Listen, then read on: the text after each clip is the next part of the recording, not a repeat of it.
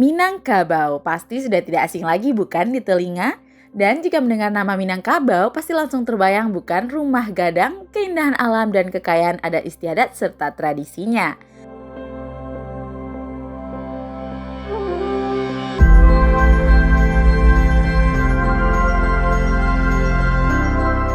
Nama Minangkabau sendiri memiliki makna yang sangat dalam serta sejarah yang sangat panjang. Sebagai orang Minang, baik yang mendiami tanah Minangkabau maupun di daerah rantau tentu harus paham tentang asal-usul Minangkabau. Karena itu adalah jati diri kita dan dari mana kita berasal.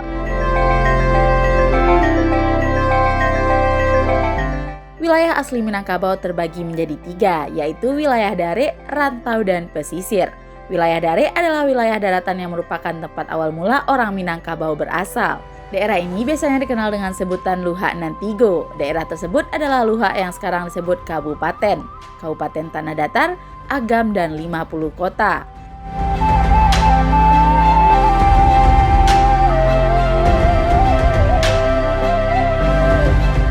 Sedangkan wilayah yang berada di luar ketiga wilayah tersebut disebut dengan nama daerah rantau. Persebaran orang Minangkabau ini tak hanya keluar daerah bahkan hingga menyeberang pulau dan batas negara. Sedangkan wilayah pesisir merupakan wilayah Minangkabau yang posisi demografisnya berada di pinggiran pantai seperti Kabupaten Pesisir Selatan dan wilayah Pariaman.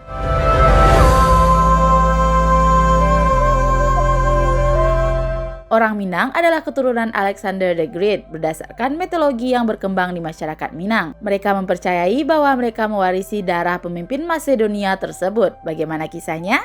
Yuk kita bahas.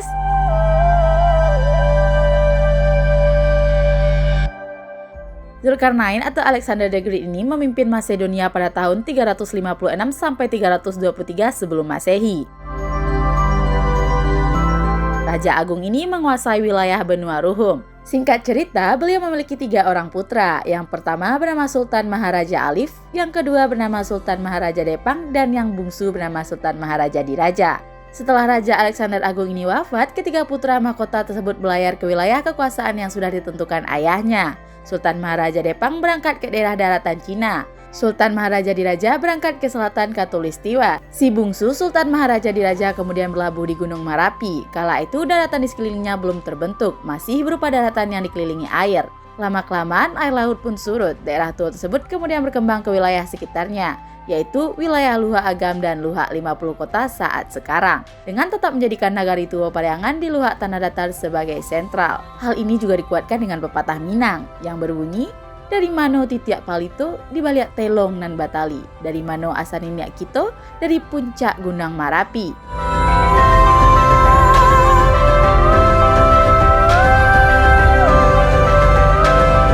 Keturunan Sultan Maharaja Diraja ini kemudian berkembang. Singkat cerita, kemudian lahirlah kerajaan Pagaruyuang dengan garis sejarah Raja Aditya Warman.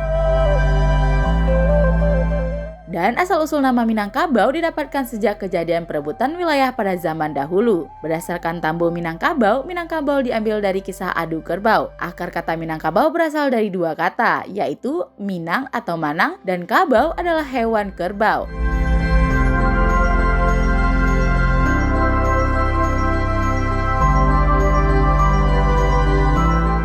Minangkabau dahulunya berbentuk kerajaan yang berpusat di Luhak Nantuo yang dipimpin oleh Raja Aditya Warman. Suatu masa datanglah utusan pasukan kerajaan Majapahit yang ingin menginvasi Minangkabau. Salah satu jalan untuk mempertahankan tanah Ulayat adalah dengan peperangan. Namun kemudian para ninyak mamak dan petinggi kerajaan mengadakan musyawarah mufakat untuk menanggapi persoalan tersebut.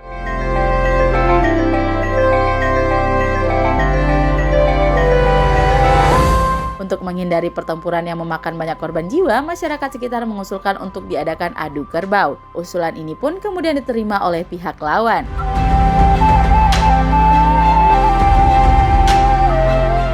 Pihak lawan pun mendatangkan seekor kerbau besar bertanduk panjang. Namun orang Minangkabau justru mempersiapkan seekor kerbau kecil yang kelaparan. Tanpa disangka, kerbau kecil berhasil memenangkan adu kerbau tersebut. Kerbau lawan pun tumbang dengan luka di bagian perut. Hal ini tentu menjadi tanda tanya besar. Banyak orang yang terlambat menyadari trik yang diusulkan Cadiak Pandai orang Minang tersebut.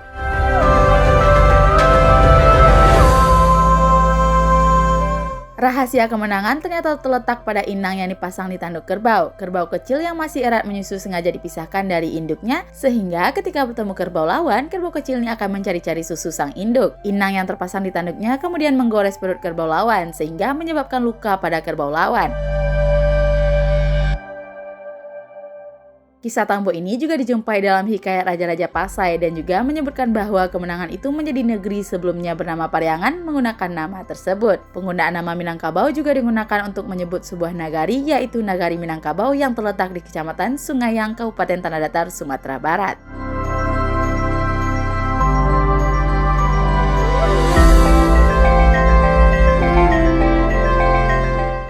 Dan asal-usul Minangkabau menurut catatan sejarah, cerita adu kerbau tersebut diperkirakan bersumber pada serangan Kerajaan Majapahit ke Minangkabau. Bahkan bukti sejarah di abad ke-6 sempat menyinggung nama Minangkabau. Dalam prasasti Kedukan Bukit 682 sebelum Masehi disebutkan bahwa ada Puntahiang, pendiri Kerajaan Sriwijaya, pernah bertolak dari Minanga. Di barisan lain ditemukan istilah Minang Tamfan yang dipercayai sebagai kerajaan Minangkabau.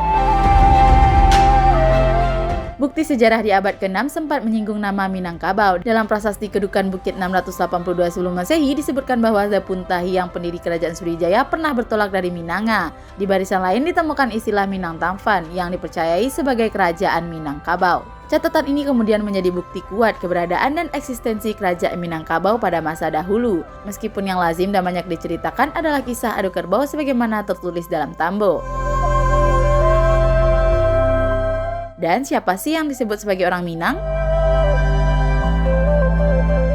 Orang Minang adalah orang yang lahir dari seorang ibu orang Minangkabau. Sistem kekerabatan keibuan ini membatasi secara harfiah orang yang lahir tidak dari ibu bersuku Minang meskipun memiliki bapak orang Minang bukanlah orang Minang. Istilahnya adalah tertumpang.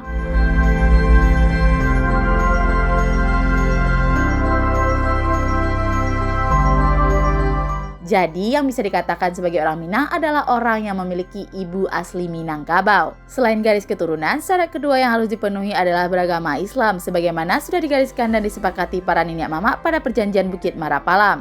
Orang Minang haruslah menjunjung adat Basyandi syarak Besandi Kitabullah. Berdasarkan definisi tersebut dapat dipahami alasan suku Mandailing dan suku Mentawai tidak bisa disebut sebagai orang Minang, meskipun tinggal di wilayah Minangkabau ataupun paham dengan bahasa dan budaya Minang.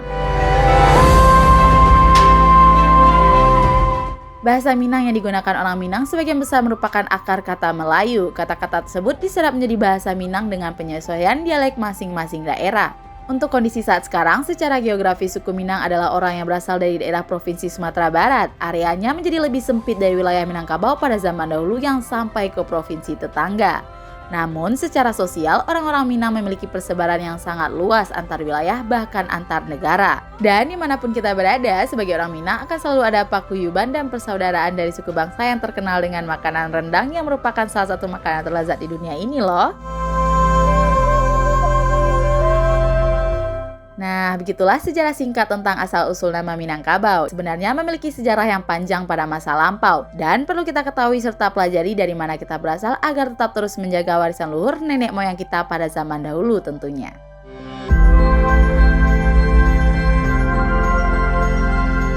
Dan for your information juga nih, pakaian yang aku kenakan ini merupakan salah satu baju adat Minangkabau yang disebut dengan baju kurung Tangkuluak Tanduak Bundo Kanduang. Keberadaan pakaian adat dalam lingkup kebudayaan menjadi bagian yang tidak terpisahkan dari peristiwa budaya. Misalnya pada upacara adat yang berlangsung dalam kehidupan masyarakat. Dalam adat Sumatera Barat, pakaian digunakan oleh kaum wanita disebut dengan nama baju kuruang, sementara pakaian dikenakan remaja putri disebut pakaian adat Lamba Ampe.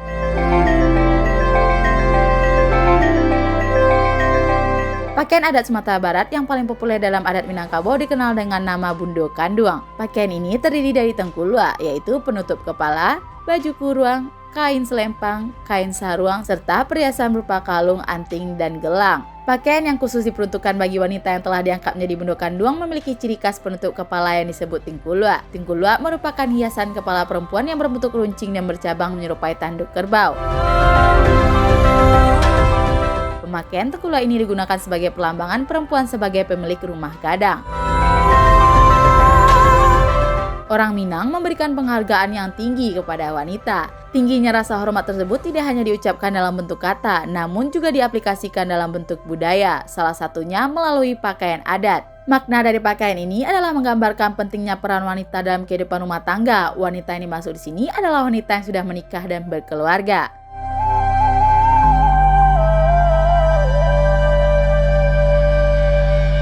Limpapeh Rumah Nanggadang merupakan lambang kebesaran wanita di Minangkabau. Dalam bahasa Minang, limpapeh berarti tiang besar yang digunakan untuk menopang bangunan. Sebuah bangunan dapat berdiri kokoh karena ada tiang tengah yang menopang sekaligus menyangga semua kekuatan bangunan tersebut dan menjadi pusat kekuatan tiang-tiang lainnya. Jika tiang tersebut patah, rusak, atau hancur, maka bangunan tersebut akan runtuh karena tidak ada yang menyangga.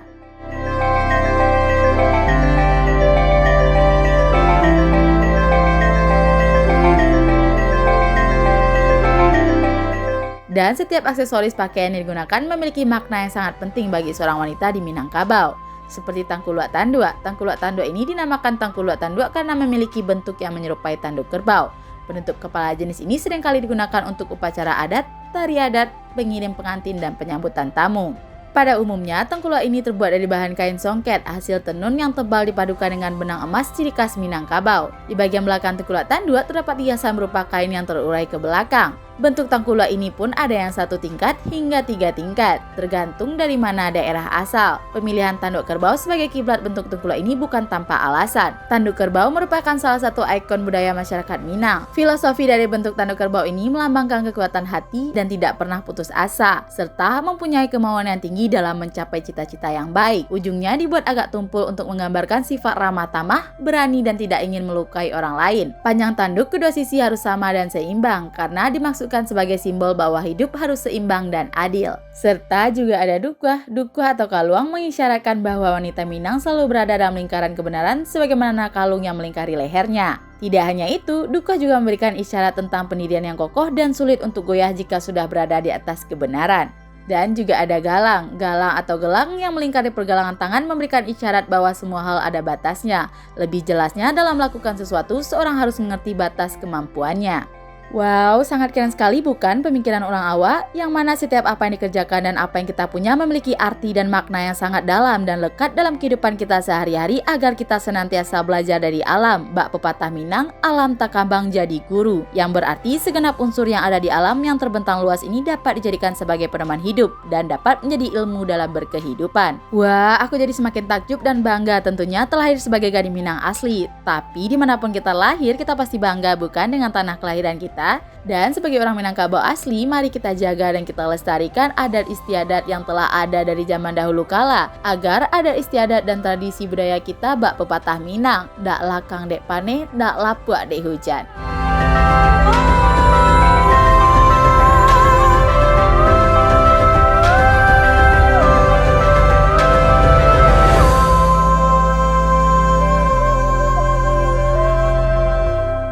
Oke, next aku bakal bahas apa lagi ya? Jangan lupa tulis di kolom komentar dan jangan lupa juga like, share, dan subscribe biar aku lebih bersemangat lagi untuk upload konten selanjutnya.